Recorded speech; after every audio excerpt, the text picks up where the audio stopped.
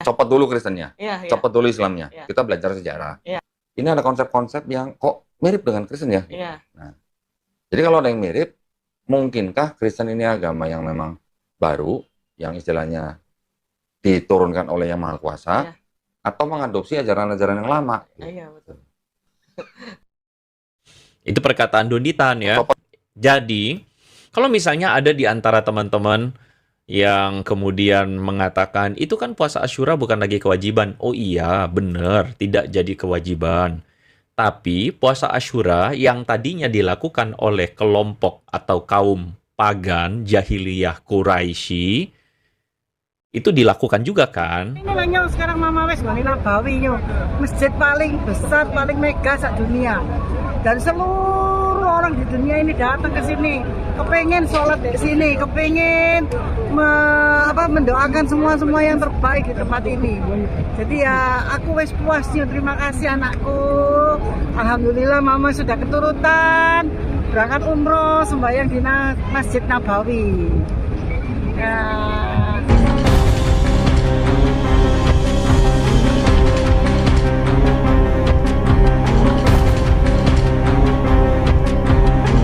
Assalamualaikum warahmatullahi wabarakatuh. Sahabat beriman, berjumpa kembali di Bintang Mu'allaf Channel.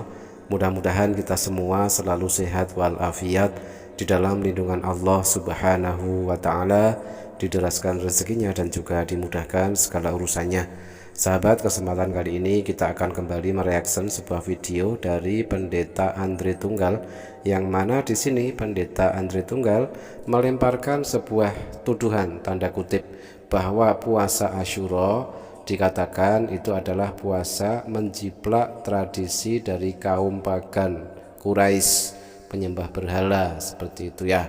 Oke, dan nanti kita juga akan tampilkan sebuah video Cindo Mu'allaf yang kemarin sudah kita upload juga sih.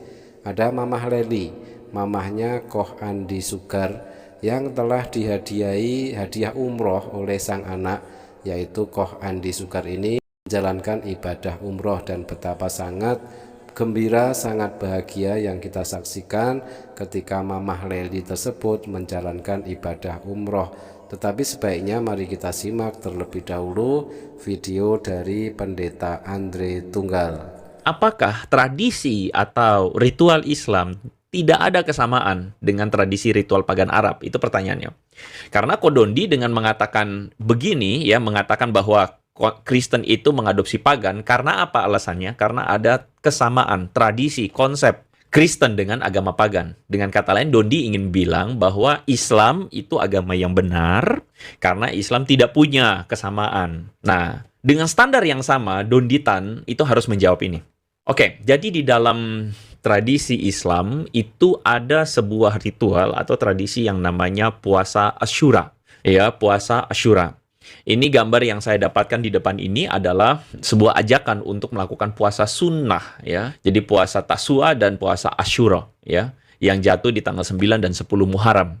Ini dalam tradisi orang-orang Islam atau dalam tradisi teman-teman kita yang Muslim, ini adalah sebuah puasa yang sifatnya sunnah. Pertanyaan kita, puasa Asyura ini dari mana? Puasa Asyura ini dari mana? Jadi ini adalah kutipan dari Sahih Bukhari 4504. Pada masa jahiliyah, suku Quraisy itu biasa menjalankan puasa pada hari Asyura. Dan Nabi sendiri, Muhammad, juga biasa menjalankan puasa pada hari tersebut. Sesampainya di Medina, beliau berpuasa pada hari Asyura itu dan memerintahkan umat Islam untuk berpuasa pada hari itu. Nah, ketika Ramadan diturunkan, maka puasa Ramadan menjadi kewajiban dan puasa Asyura ditinggalkan. Siapa yang ingin berpuasa, silakan melakukannya, dan siapa yang tidak ingin berpuasa, ya di atasnya ya tidak usah berpuasa. Nah, jadi begini. Puasa Asyura ini adalah sebuah puasa yang dilakukan pada masa jahiliyah oleh suku Quraisy. Copot dulu Kristennya, Iya, iya, copot dulu Islamnya. iya. Kita belajar sejarah. Iya. Ini ada konsep-konsep yang kok mirip dengan Kristen ya? Iya. Nah, jadi kalau ada yang mirip, mungkinkah Kristen ini agama yang memang baru, yang istilahnya diturunkan oleh Yang Maha Kuasa, Iya. atau mengadopsi ajaran-ajaran yang lama? Iya, betul. Itu perkataan Donditan ya. Copot. Itu perkataan Donditan ya. Copot. Rupanya pendeta Andri Tunggal ini tidak bisa membedakan antara perkataan dengan pertanyaan. Sangat jelas tadi kita dengar Kohdonditan bertanya, mungkinkah? Sangat jelas itu adalah pertanyaan, bukan pernyataan.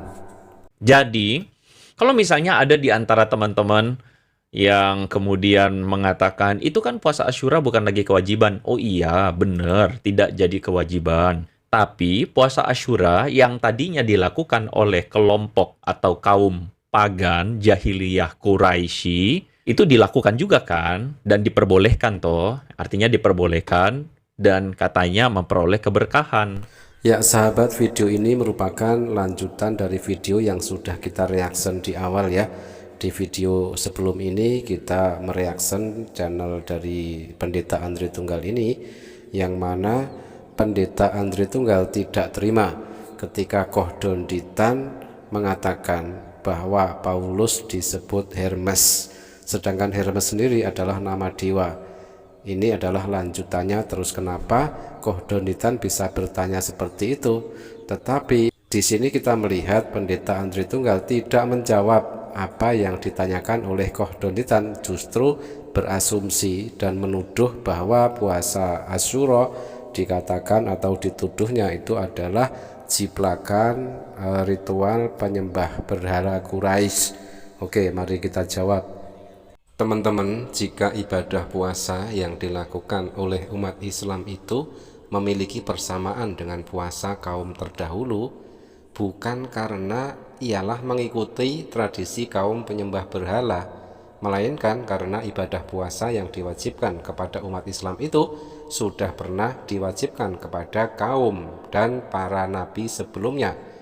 Allah Subhanahu wa Ta'ala menegaskan, shaum adalah amal ibadah tertua yang telah disyariatkan umat terdahulu, jauh sebelum diwajibkan kepada umat Nabi Muhammad SAW, seperti yang tertulis di dalam Quran surat Al-Baqarah ayat 183. Hai orang-orang yang beriman, diwajibkan atas kamu berpuasa sebagaimana diwajibkan atas orang-orang sebelum kamu, agar kamu bertakwa.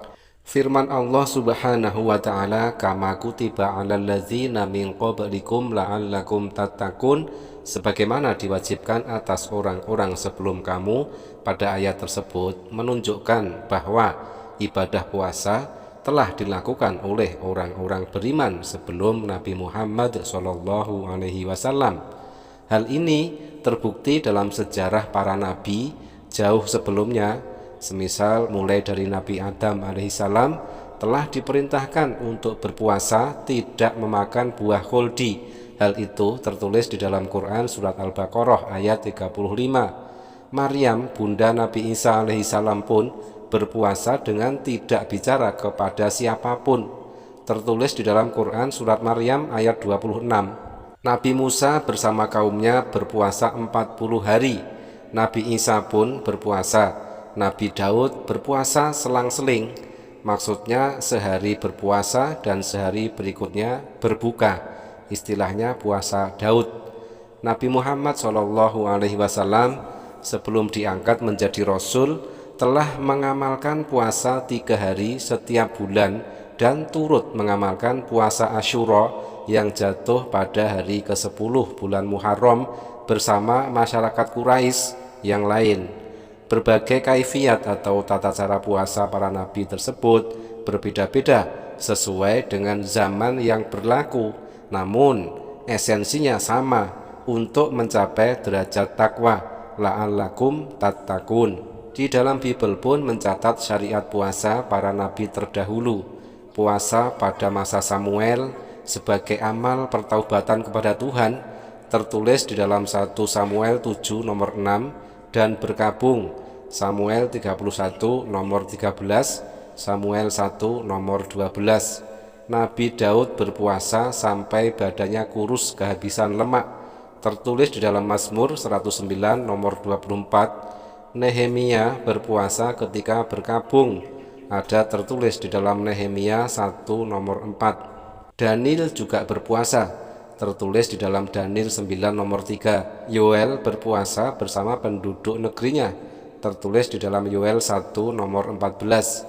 Yunus berpuasa, tertulis di dalam Yunus 3 nomor 5. Zakaria diperintah Tuhan untuk berpuasa juga, ada tertulis di dalam Zakaria 7 nomor 5. Warga Yerusalem berpuasa pada bulan ke-9, ada tertulis di dalam Yeremia 36 nomor 9. Hana, seorang nabi perempuan, tidak pernah meninggalkan ibadah puasa dalam rangka bertakorup kepada Tuhan, tertulis di dalam Lukas 2 nomor 36 dan 37. Nabi Musa dan Yesus sama-sama berpuasa jasmani dan rohani, tidak makan dan tidak minum selama 40 hari. Musa berpuasa selama 40 hari 40 malam pada saat menerima 10 firman atau the Ten Commandment, ada tertulis di dalam Keluaran 34 nomor 28. Sementara Yesus berpuasa 40 hari 40 malam di padang gurun, tertulis di dalam Matius 4 nomor 2. Yesus juga mewajibkan para muridnya untuk berdoa dan berpuasa untuk mengusir setan yang merasuki manusia, tertulis di dalam Matius 17 nomor 21. Orang Farisi pada masa Yesus berpuasa Senin Kamis setiap pekan, tertulis di dalam Lukas 18 nomor 12. Jadi jelas sudah ya, menanggapi Andre Tunggal yang telah melemparkan tuduhan bahwa puasa Asyura adalah puasa ciplakan dari penyembah berhala atau pagan, terbantahkan di sini ya melalui dalil-dalil ayat yang tadi kita sebutkan. Sudah jelas sekali, ibadah puasa di dalam agama Islam sama sekali tidak menjiplak ritual kaum penyembah berhala. Otomatis salah alamat jika Pendeta Andre Tunggal menuding ibadah Islam melestarikan ritual kaum penyembah berhala. Justru agama Kristenlah yang sering mengadopsi ritual kaum pagan penyembah berhala. Contohnya adalah perayaan Natal memperingati kelahiran Yesus setiap tanggal 25 Desember. Perayaan ini tidak ada perintahnya sama sekali di dalam Bible. Kenyataan bahwa Natal Kristen mengadopsi tradisi pagan diakui secara jujur oleh mendiang Herbert W. Armstrong, seorang pastor Worldwide Church of God yang berkedudukan di Amerika Serikat. Dalam The Plain Truth About Christmas, Armstrong membuktikan secara ilmiah bahwa Natal diwarisi gereja dari kepercayaan pagan politeisme berdasarkan literatur Kristen sendiri, antara lain penjelasan dari Katolik Roma dalam Catholic Encyclopedia edisi 1911 dengan judul Christmas sebagai berikut. Christmas was not among the earliest festival of Jews. The first evidence of the feast is from Egypt. Pagan custom centering around the January calendar gravitated to Christmas. Natal bukanlah di antara upacara-upacara awal gereja. Bukti awal menunjukkan bahwa pesta tersebut berasal dari Mesir. Perayaan ini diselenggarakan oleh para penyembah berhala dan jatuh pada bulan Januari, kemudian dijadikan hari kelahiran Yesus. Dalam judul Natal Day dijelaskan lebih lanjut. In the scriptures, no one is recorded to have kept a feast or held a great banquet on this birthday. It is only sinners like Pharaoh and Herod who make great rejoicings over the day in which they were born into this world. Maksudnya, di dalam kitab suci tidak seorang pun yang mengadakan upacara atau menyelenggarakan perayaan untuk merayakan hari kelahiran Yesus. Hanyalah orang-orang kafir saja seperti Fir'aun dan Herodes yang berpesta pora merayakan hari kelahirannya ke dunia ini. Ternyata agama penjiplak ritual pagan itu bukan Islam, tetapi agama yang dianut oleh misionaris Andre Tunggal. Ya, sahabat, selanjutnya kita akan tampilkan sebuah video umroh dari Mu'alaf Cindo Mamah Eli yang diberikan sebuah bonus atau hadiah umroh dari anaknya ya, Koh Andi Sugar. Masya Allah, sangat luar biasa gembira dan bahagianya Mamah Eli saat menjalankan ibadah umroh. Ya inilah nyo, sekarang Mama wes nggone Nabawi nyo. Masjid paling besar, paling mega sak dunia. Dan seluruh orang di dunia ini datang ke sini. Kepengen sholat di sini, kepengen mendoakan semua yang terbaik di tempat ini. Jadi ya aku wes puas nyo, terima kasih anakku. Alhamdulillah Mama sudah keturutan berangkat umroh sembahyang di Masjid Nabawi. Payungnya menutup sendiri. Apa ya? Kayak anak banyu netes ya. Udan. Mari ini udan. Rawayan kafe.